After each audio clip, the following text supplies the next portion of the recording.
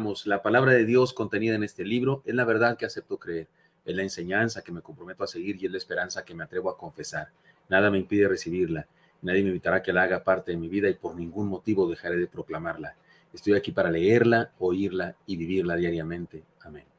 Señor Santo, háblanos por favor, bendícenos a mis hermanos y a mí, que tu palabra, Señor, nos nutra, nos alimente, es decir, nos transforme, nos bendiga, hagas con nosotros lo que quieras, Señor. Por favor, estamos en tus manos, bendícenos en Cristo Jesús. Amén. Amén. Gracias a Dios. Hermanos míos, iniciamos una nueva serie de estudios. Seguiremos estudiando la carta a los Hebreos, los siguientes versículos. Tuvimos una serie basados en Hebreos 11 versículos hasta el 22, pero ahora vamos del 23 en adelante. De hecho, tenemos un buen tiempo estudiando todo este capítulo, pero ahora vamos a una nueva serie, un nuevo nombre. Ponle sabor a la vida, se llama esta serie. Ponle sabor a la vida. Esta es la primera parte, el primer mensaje. Seguimos con la idea del Salón de la Fama de la Fe, las declaraciones del autor o la autora de esa carta diciendo, por la fe fulano hizo esto, por la fe pasó aquello, es decir, sus personajes, héroes de la fe, y por la fe hicieron diferentes cosas. Y ahora vamos con un personaje muy importante. Miren, leamos el texto. El texto se encuentra en Hebreos 11, 23 al 27. Se lo leo, dice así. Por la fe Moisés, cuando nació, fue escondido por sus padres por 3 meses, porque le vieron niño hermoso y no temieron el decreto del rey. Por la fe Moisés, hecho ya grande, rehusó llamarse hijo de la hija de Faraón, escogiendo antes ser maltratado con el pueblo de Dios que gozar de los deleites temporales del pecado, teniendo por mayores riquezas el vituperio de Cristo que los tesoros de los egipcios, porque tenía puesta la mirada en el galardón. Por la fe dejó a Egipto, no temiendo la ira del rey, porque se sostuvo como viendo al invisible. En este pasaje 3 veces dice por la fe Moisés, por la fe Moisés. Y el primero es muy interesante porque dice que por la fe fue escondido. Pues él no tuvo nada que ver con que lo escondieran. Él era un niño. Sin embargo, por la fe del pueblo, por la fe de la nación, por la fe de su madre, de su hermana mayor, por la fe de su papá también. Entonces, eso vamos a estudiar aquí. Ponle sabor a la vida. A ver, díganlo ahí en su casa. Si tienes junto a otra persona, dile, ponle sabor a la vida. Esta es la serie de sermones a partir de hoy. Esta expresión, ponle sabor a la vida, la usamos para motivar a alguien a vivir con alegría, ¿no es cierto? A vivir con pasión, con entusiasmo, ponle sabor. Se parece a ponle ganas, pero ganas es en el sentido de esfuerzo y ponle sabor en el sentido de alegría, ánimo, buena cara a las tormentas. Lo contrario sería como si estuviéramos comiendo un platillo desabrido, porque la metáfora es muy rica, ¿no? Ponle sabor a la vida, o sea, ponle salecita a la comida, ¿no? Y su salsita y lo que sea que lleve esa comida en particular, su cebollita, su ajo, su chilín, lo que sea que haga falta.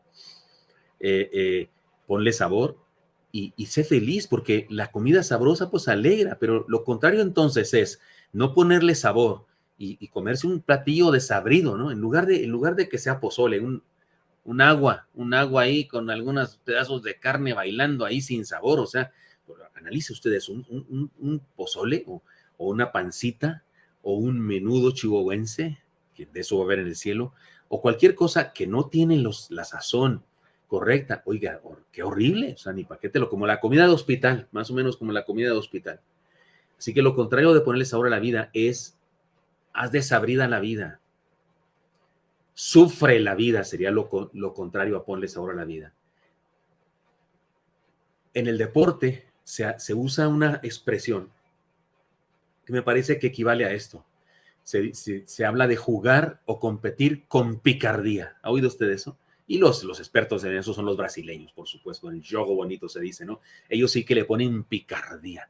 Deja tú si ganan o no ganan, divierten porque juegan bien sabroso, no juegan desabrido, ¿no? Como los italianos, aunque son buenos, los italianos se defienden. Desde que empieza hasta que termina el partido se defienden. Y es lo que saben hacer. Aunque vayan perdiendo, se siguen defendiendo. Eso dicen de los italianos, los que saben. Pero los brasileños juegan bonito, con picardía. Ese sería el equivalente de ponle sabor a la vida.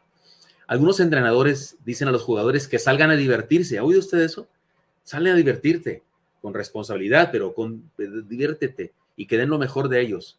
Creo que que hay otra explicación más amplia y más clara de la Biblia misma con respecto a esta idea de ponle sabor a la vida. Se los leo, es un pasaje del Eclesiastés.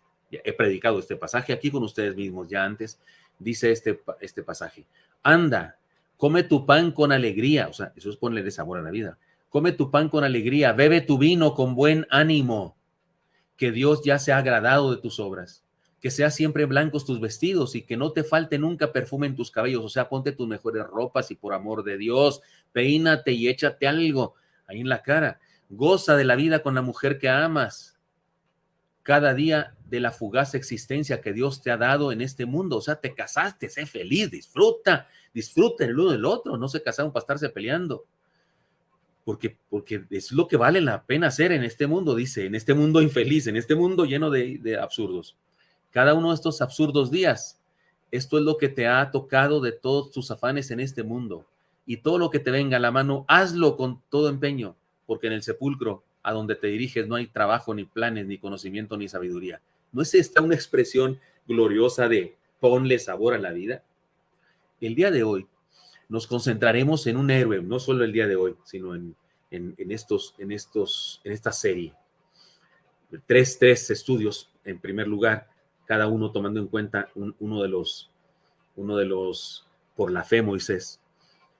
Nos concentraremos en uno de los héroes de la fe que merece una atención especial. El autor o la autora de la carta a los Hebreos se toma más tiempo con este personaje que con otros para hablarnos de él y sus hazañas. Perdón. Se trata de Moisés, el gran libertador, el legislador del pueblo hebreo. Se le reconoce como el formador de la nación israelí. En 6 ocasiones se dice por la fe. Son acciones que tienen que ver con él, por la fe. En 6 ocasiones se dice. Ustedes y yo consideraremos las primeras 3, pero el día de hoy solo una. La Biblia dice de Moisés: era Moisés de edad de 120 años cuando murió. Sus ojos nunca se oscurecieron, ni perdió el vigor. ¿Qué les parece esta expresión? Deuteronomio 34:7. Era Moisés de edad de 120 años cuando murió. Sus ojos nunca se oscurecieron, ni perdió el vigor. Me encanta eso, me encanta eso. Pido a Dios eso para mí. Pido a Dios eso para mí. Pido nunca convertirme en un viejito cascarrabias, ni en un viejito deprimido criticando a todos los que no lo atienden o lo que sea. Porque hay gente que de eso vive, ¿no? De criticar, es que no me cuidan, es que no esto y lo otro. No quisiera. Me encanta esta idea. 120 años, por favor, tengo 63. Él tenía 40 y 40, 80, 77 años más que yo. Me doblaba la edad. Y resulta, cuando murió, y resulta que sus ojos nunca se oscurecieron. La idea es que nunca perdió el brillo de sus ojos, algo así significa, ¿no? Ni perdió el vigor. Y por supuesto que ya no podía jugar un partido de fútbol ni correr un maratón. Por supuesto que no está diciendo que estaba como cuando joven, pero lo que está diciendo es que jamás dejó de ser activo, algo así. Esto está en Deuteronomio 34:7. Podemos decir sin duda que fue alguien que le puso sabor a la vida, porque nadie puede vivir estos años y tener esta experiencia si no le puso sabor a la vida. Solo es cuestión de leer en sus aventuras en el libro del Éxodo para constatar que le puso sabor a la vida el amigo Moisés. En las alusiones a su fe encontramos los ingredientes necesarios para ponerle sabor a la vida. Porque si le vamos a poner sabor a la vida, pues hay que ponerle ingredientes, ¿no? Para que tenga ese sabor. En cada vez que aparece en el libro, en la carta a los Hebreos, por la fe Moisés, encontramos un ingrediente. Vamos al primer ingrediente, ¿de acuerdo? El ingrediente del compromiso comunitario o el ingrediente de la vida en comunidad, el ingrediente del ser nosotros y no solo ser yo. Dice versículo 23, por la fe Moisés, cuando nació, fue escondido por sus padres por 3 meses, porque le vieron niño hermoso y no temieron al decreto del rey. En Éxodo 2, 1-10 aparece el decreto del rey y lo que pasó aquí. ¿Qué hizo el rey de Egipto? Tenía miedo del crecimiento de los hebreos. Estaban multiplicándose como conejos. Estaban llegando a ser más numerosos que los egipcios y pensaron, un día estos se nos rebelan y en la torre, nos dan en la torre. Entonces, ¿qué hay que hacer? Y decidió el rey una estrategia para para menguar su crecimiento, matando a los niños, y ordenó a las parteras que cuando naciera hijo varón, si nacía hija mujer, la dejaran libre, por aquello de los que hablan del patriarcado opresor y de la discriminación de la mujer. Pues en este caso el discriminado fueron los hombres, porque a los que iban a darles cuchillo eran a los hombres. Y si eran mujeres les dejaban vivir, pero si era varón el niño, debían de hacer como que se murió en el parto. Y resulta que la familia de Moisés violó esta ley y no hizo caso a esto. Las parteras tampoco quisieron consentir con esa ley y no se atrevían a hacerlo, aunque eran egipcias. Déjenme contarles algunas cosas que giran en torno a esta historia de este primer versículo, en donde dice: por la fe Moisés, cuando nació, fue escondido, y evidentemente no se trata de su fe de él, porque él es un niño, se trata de la fe de su padre, de su madre, de su hermana, tal vez de su hermano Aarón, aunque aquí no se le menciona. Pero déjeme decirle algunas cosas en torno a esta historia. La palabra que se traduce niño hermoso, porque aquí dice que era un niño hermoso, podría traducirse niño principesco. Es una palabra hebrea compleja de traducir al español, porque no existe un concepto como ese en español, pero significa de alguna manera lo que se podía ver proféticamente en él. Se veía como un destino especial, como que se notaba que no era cualquier chamaco. Se le notaba algo, se le notaba un brillo, algo. Seguramente era el plan de Dios, porque Dios lo había escogido desde antes de que naciera, aún en el vientre de su madre lo había escogido para que hiciera aquel acto de liberación del pueblo hebreo. Déjenme les cuento algo que surgió en la historia antigua con respecto a Moisés, y esto es una leyenda, no está en la Biblia. No tenemos por qué creer que lo que les voy a leer ahorita es exactamente así, sino que es una leyenda que se hizo en torno a Moisés. Una leyenda que cuenta que Amram, el papá de Moisés, el padre de Moisés, se divorció de Jocabed, la mamá de Moisés, y se divorció voluntariamente. Y esto posiblemente no significa que se divorció ante el juez y no sé qué, sino que se separó de ella para no tener vida marital a causa del decreto de Faraón. La amaba demasiado, pero y por eso quería evitarle el dolor de ver morir a sus hijos. Pensó cuando vio el decreto: si se embaraza y tiene un hijo y es varón, y lo van a matar, y entonces no quiero causarle ese dolor. Y él, honorablemente, valientemente, dejó de tocar a su esposa. Eso de que se divorció es probable que tal vez se fue a otro cuarto, o tal vez de hecho sí se separó y se fue a otro lugar. No estamos seguros el que escribió esta como leyenda o esta historia a la par de la Biblia, porque esto no está en la Biblia, no explica más. Pero resulta que, según esta leyenda o esta historia, esto pasó durante 3 años. Pero entonces Miriam, la hermana de Moisés, que aparece en el Éxodo, la hija mayor, profetizó. Dios le habló a esta muchacha y ella profetizó: mis padres tendrán un hijo y ese hijo libertará a Israel de manos de los egipcios. Ella recibió esa profecía y la compartió. Eso dice esta historia. Y se lo dijo a su padre. Y no se lo dijo, digamos así, con mucha ternura, sino que le dijo: ¿qué has hecho? Papá, has despedido a tu mujer porque no podías confiar en el Señor, que Dios protegería, el Señor protegería al hijo que te podría nacer. Así que Amram sintió vergüenza de su incredulidad y aceptó la exhortación de Miriam, su hija. Recuperó la confianza en Dios y volvió a convivir con su mujer. Y en su debido tiempo, toma la que les nace Moisés. Era un niño tan precioso que sus padres decidieron esconderlo en su casa, lo que hicieron durante 3 meses. Entonces cuenta esta historia legendaria, que los egipcios organizaron una trama horrible. Esto está en los anales de la historia, no está en la Biblia, pero está en la historia de aquella época. Y se dice que esta fue la trama que organizaron los egipcios. El faraón había decidido que se buscaran los niños que estuvieran escondidos y se les matara, porque él se dio cuenta de lo que estaba pasando. Es un hecho que cuando un niño oye llorar a otro niño, se pone a llorar él también, ¿no es cierto? Usted está en un lugar donde hay muchos niños y de repente empieza un niño a llorar y otros empiezan a llorar también. Así que, sabiendo Faraón esto, y seguramente sus brujos y sus consejeros le hicieron entender eso, así que mandó a las madres egipcias con sus bebés a las casas de los israelitas. Visiten las mujeres egipcias que tienen niños pequeños, a las mujeres israelitas. Y cuando estén ahí en la casa de las mujeres israelitas, pellizquen a su chamaco para que llore. Y los niños lloraban. y hacía que los niños israelitas también lloraban, porque imagínense, estaba un niño, lo tenían escondido ahí en una caja, una canasta o qué sé yo, y de repente ese niño que se siente solo ahí en lo oscuro y oye llorar a un niño y empieza a llorar él también. Y así los descubrían y los mataban. Eso dice esta historia, insisto, que no está en la Biblia. En vista de esto, Amram y Jocabed decidieron hacer una canastilla, confiar en Dios poniendo al niño en el río Nilo. Lo demás de la historia ya lo sabemos. En la historia bíblica se dice que fue Miriam la que puso la canasta, por ser seguramente ordenado por sus padres, y fue siguiendo la canasta y hizo o garantizó que la canasta llegara a uno de los patios que daba al río de la casa de Faraón. Independientemente de la veracidad o exactitud de esta historia extrabíblica, podemos estar seguros de una cosa. La vida de Moisés desde su nacimiento fue un asunto de fe. Por la fe Moisés fue guardado, fue conservado y salvado la vida y todo lo demás que dice, eso sucedió por la fe. ¿Por la fe de quién? Del pueblo de Dios, de su familia, de sus padres, de su hermana. Esto nos recuerda entonces lo siguiente, hermanos míos, aquí van las enseñanzas. Ninguno de nosotros comienza la vida de cero. Usted y yo no comenzamos cuando recién nacimos.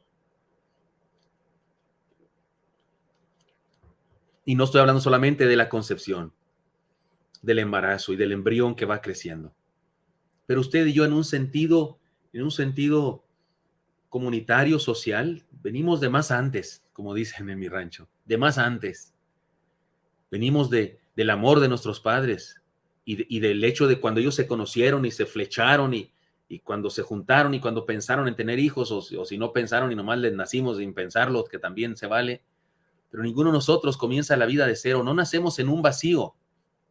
Nacemos en el vértice preciso de una historia extraordinaria. Nacemos en un momento crucial de una familia.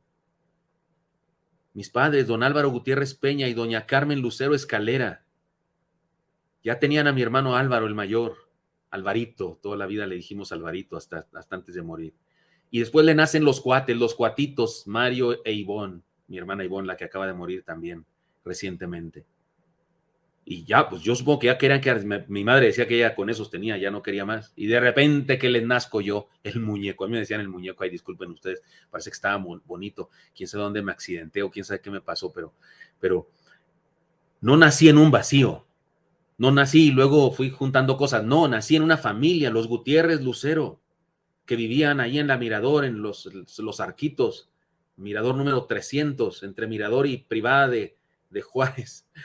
Ahí nací yo, ahí en un barrio de tierra, no había pavimento, con vecinos a un lado y a otro, caminabas 50 metros y ya estabas en las montañas donde había pumas y coyotes y liebres y víboras de cascabel porque vivían en las orillas de la ciudad.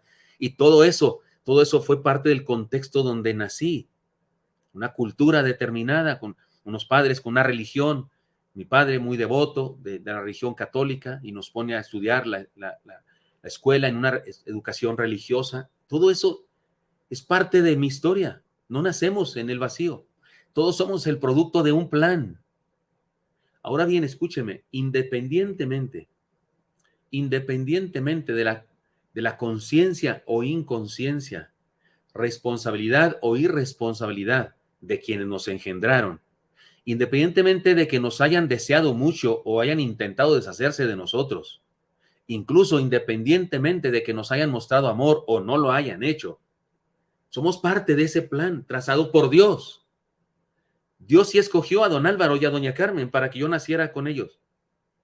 Sí lo escogió para que ciertos valores humanos, buenos, lindos y religiosos que tenían me los enseñaran.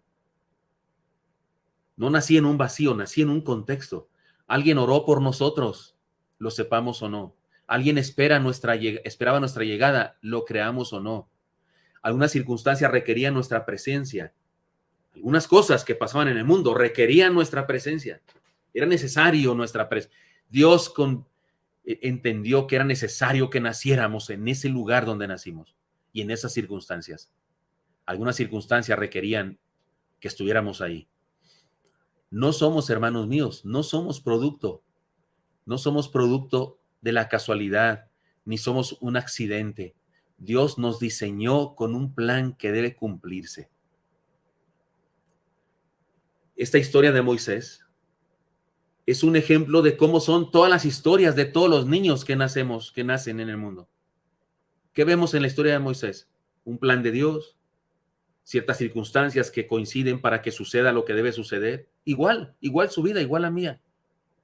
Dios no hace acepción de personas. Algunas circunstancias nos requerían y nacimos. Así que no se trata de acusar a otros por habernos rechazado, si acaso hubiera sido así. Se trata de que nosotros aceptemos y no rechacemos el plan de Dios para nuestra vida. Porque Dios tenía un plan cuando nos creó. Y este debe cumplirse. Sería bueno que lo cumpliéramos. Sería bueno que usted y yo entendamos, tenemos una razón para estar aquí y cumpliéramos con este plan. La mayoría de ustedes, aunque sé que hay muchos nuevos en nuestra iglesia, como algunos que nos han saludado hoy, pero saben esta historia, está en uno de mis libros también, de mi padre. Mi padre contaba cuando tuve un accidente, me tragué un dulce y no podía respirar, me estaba ahogando. Pensaban que había muerto, todo el barrio acompañaba a mi madre. Cuando mi padre me tomó en los brazos, me puso en los brazos de un tío mío, mi tío Ramón. Salieron en un carro, una camioneta de mi padre, tuvieron que desviarse porque había un puente que estaba siendo arreglado y tuvieron que ir más lejos a dar la vuelta, y en el camino mi padre, por la desesperación, por los nervios, chocó, y al chocar me le caí de los brazos a mi tío y me di un soparrazo en el piso de la camioneta y se me salió el dulce de la garganta y respiré. Y cuando mi padre contaba, cuando regresaron a la casa, ya casi había funeral, todos acompañando a mi madre pensando que había muerto. Y mi padre decía cuando contaba esta historia, yo era un niño, no recuerdo cuando mi padre contaba eso cuando yo era un adolescente. Y mi padre decía, para algo quería Dios a este chamaco. Para algo quería Dios a este chamaco. Hermano mío, hermana mía, si usted está viva, si usted está vivo a pesar de sus enfermedades, si usted está vivo, está viva, a pesar de que tuvo accidentes, a pesar de que casi la atropellan o la atropellaron, a pesar de que estuvo hospitalizado, a pesar de que le dio COVID y estuvo muy mal con el COVID. Si usted sigue vivo ahora mismo aquí y me está escuchando, hermano, es porque para algo quería Dios a esta chamaca. Es porque para algo quería Dios a este chamaco, que es usted. Y Dios puso a su iglesia, Dios puso a la iglesia también para que usted se integrara a ella. Y usted llegó y aprendió cosas, y a los que tienen un buen tiempo acá, no solamente aprendió cosas, sino que de repente comenzó a servir, y usted se convirtió en bendición para otras personas, porque ahora esas otras personas llegaron en el contexto que usted participa, y usted puede tocar esas vidas, y con esa palabra y con esos ojos de amor puede bendecir a otras personas, porque nadie llega en un vacío, nadie llega a una isla desierta, todos llegamos a un contexto. En el caso de Moisés, es muy evidente porque su vida está narrada en la Biblia, pero Moisés nació en un pueblo, el pueblo de Dios. No nació moabita, no nació filisteo, nació hebreo, porque eso quería Dios que así fuera. Y es un hecho que Ruth la moabita nació entre los moabitas y luego en el contexto se encontró con unos hebreos y se convierte a la fe verdadera en Jehová. Y la ramera de Jericó nació entre los de Jericó, pero Dios le permitió encontrarse también con unos espías que fueron a ver cómo estaba la ciudad y se enamoró de uno de ellos, de Salmón, de un tal Salmón, se llamaba, ¿qué quieren que haga yo? Se llamaba Salmón, como el pescado, y se enamoraron y se casan y tuvieron a Boz, y de Boz nació ¿cómo se llama? El abuelo de David, pues, y Obed, y luego Isaí, y luego David. Todo eso es parte del plan de Dios, pero es el caso de todos nosotros. Es el caso de todos nosotros. Por eso es tan desagradable. Queridos jóvenes, preciosos jóvenes, hermosos jóvenes, lindos jóvenes, nunca traiciones, por favor, nunca traiciones, joven. Nunca traiciones, niño, adolescente, y también usted grande de edad, pero especialmente me dijo a los jóvenes, nunca traiciones ni a tu familia ni a tu iglesia. No los abandones. Que tu papá, que tu mamá, que no te comprenden, que son de otro siglo, porque literalmente somos de otro siglo. Yo sí soy del siglo pasado, de mediados del siglo pasado, nací en el 59 del año pasado, del siglo pasado.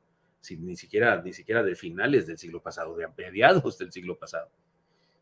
En mi época nadie creía que íbamos a llegar al siglo XXI. Todo el mundo pensaba que el mundo se iba a acabar antes de eso. No traiciones a tu familia ni a tu iglesia. Eres parte de un contexto. Tu papá es del siglo pasado y no te comprende, no tiene tus ideas, no sabe manejar bien el celular, ni siquiera el control de la televisión. Pero tú naciste ahí te puso Dios y te bendijo. Y tienes una deuda de millones de bendiciones y de cariño y de trabajo y de servicio. Tienes una deuda enorme con tus padres, con tus abuelos, si te recogieron ahí, si te tuvieron en su casa. Y tu iglesia, estás en deuda con tu iglesia. ¿Sabes cuánto se invierte en una vida de uno de nosotros que va a la iglesia? Yo fui a la primera iglesia bautista de la ciudad de Chihuahua. Había un edificio precioso, enorme, hermoso, de cantera. La ciudad de Chihuahua lo considera un patrimonio de la ciudad y da dinero para que se mantenga en buen estado, porque es un templo hermosísimo de cantera. Es uno de los monumentos de ahí de la ciudad. Y yo no pagué por él. Yo llegué sin pagar un peso por ese edificio. Y ahí me resguardaba en ese edificio hermoso y ahí experimentaba la palabra del Señor. Y había un predicador al que sostenía la iglesia y me enseñaba, me daba conferencias que en algún otro lado me hubieran costado miles de pesos, porque hay conferencistas de superación personal que no sé qué, que dicen montones de cosas que ni útiles son y te cuesta un dineral ese curso. Y yo recibí un curso cada domingo y cada miércoles de predicación y una comunidad que me absorbió y me bendijo y me enseñó la palabra, y jóvenes que me dedicaron tiempo por la amistad y que me hicieron crecer. Perdóname, pero convertirse y ser parte de una iglesia te hace tener una deuda enorme. Y hay algunos jóvenes que así con la mano en la cintura, que mis papás, que ya me voy de la casa, porque mis papás, que no sé qué. Y algunos ni siquiera regresan ni el 10 de mayo, ni una llamadita. Y algunos se van de la iglesia y se van hablando pestes de la iglesia y critican esto y aquello. Puede haber cosas desagradables en la iglesia, pero hay miles de cosas maravillosas en una iglesia y deberías poner más atención a eso. Y algunos traicionan a su iglesia. Moisés no hubiera sido nada. Moisés no hubiera experimentado nada de esto sin la fe de su mamá Jocabed, de su papá Amram, de su hermana Miriam, la que tuvo la profecía, y de su pueblo entero, de su tribu, de Leví, era levita, y de todos los demás, y de todos los patriarcas, los hijos de Jacob, y de Jacob y de Isaac y de Abraham mismo. O sea, toda una cultura, toda una nación, toda una etnia tenía que ver con el nacimiento de este singular, pequeño niño bonito. Pero él no nació en un vacío y llegó él y la gran cosa y un gran libertador. No, Señor. No hubiese sido nada sin esa cultura, esa nación que lo acogió. Por eso el texto dice, por la fe Moisés. Pero, ¿cuál fe de Moisés? No es la fe de Moisés. En este caso no es la fe de Moisés. Por la fe Moisés. No dice por la fe de Moisés. Por la fe Moisés, cuando nació, fue escondido por sus padres. Es la fe de los padres. Es la fe de su hermana, que se menciona más adelante. Es la fe de toda la nación, que tenían esperanza de un libertador. Había entre los hebreos ahí siendo esclavos de Egipto, había entre ellos una idea, se manejaba la idea de que vendría un libertador. Y sí vino, porque Dios escogió el nacimiento, el momento preciso de su nacimiento. Pero, querido hermano, no perdamos de vista esto. Pongámosle sabor a la vida, y este es el primer ingrediente, el ingrediente del compromiso comunitario. Ustedes y yo tenemos un compromiso comunitario con nuestra familia, también con nuestra nación. Somos mexicanos, los que somos mexicanos. Si usted es de otra nacionalidad, usted tiene un compromiso también con aquella nación. Y si ahora está en México, también lo tiene con nosotros, porque aquí está. Y con su iglesia. Si es de Oreb, usted y yo estamos comprometidos con nuestra iglesia. Le debemos muchas cosas a nuestra iglesia. No es buena cosa traicionar a nuestra familia como si no hubieran hecho nada por nosotros, y luego traicionar a nuestra iglesia como si no hubiera hecho nada por nosotros. Algunos de nosotros, como usted joven o usted adulto, usted venía a la iglesia de niño, lo presentaron en la iglesia, le enseñaron cosas, le enseñaron lecciones cuando era niño, cuando era adolescente, cuando se convirtió en joven, en la unión de jóvenes, en secundarios, preparatorianos, universitarios, profesionistas. Usted fue enseñado, usted recibió educación en el instituto bíblico y en los diferentes ministerios. Así que no hay ningún derecho en que de repente tiene un problema con una persona en particular y se hace así como que traiciona a su comunidad. No haga eso, por favor. No es de gente decente hacer eso. Tenemos un compromiso comunitario, todos nosotros. Ninguno de nosotros comienza la vida de cero. Todos somos el producto de un plan. Y en ese plan hay personas alrededor participando. Alguien oró por nosotros, lo sepamos o no. Alguien esperaba nuestra llegada, lo creamos o no. Alguna circunstancia requería nuestra presencia. Los que llegan a nuestra iglesia y se convierten. Por eso oramos en la iglesia.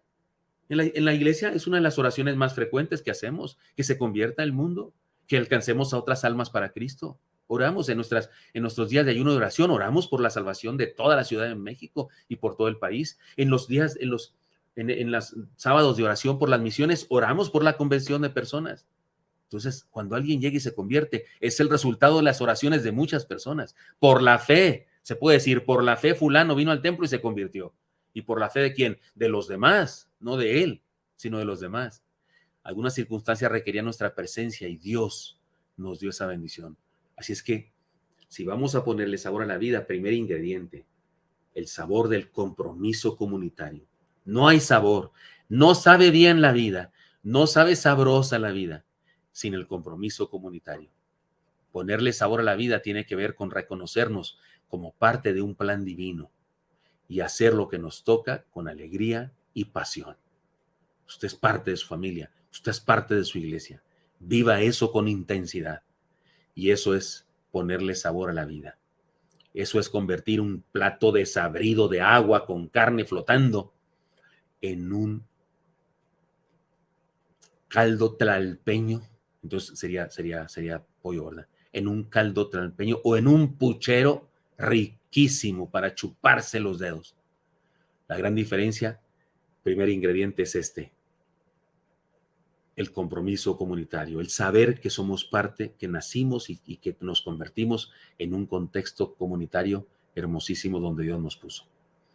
Repito para terminar, ponerle sabor a la vida tiene que ver con reconocernos como parte de un plan divino y hacer lo que nos toca con alegría y pasión. Señor Santo, te doy gracias porque me das permiso de compartir con mis hermanos esta palabra y te pido que mis hermanos y yo podamos ponerle sabor a la vida, Señor, y vivir ese compromiso comunitario que tenemos los unos con los otros. Bendito seas.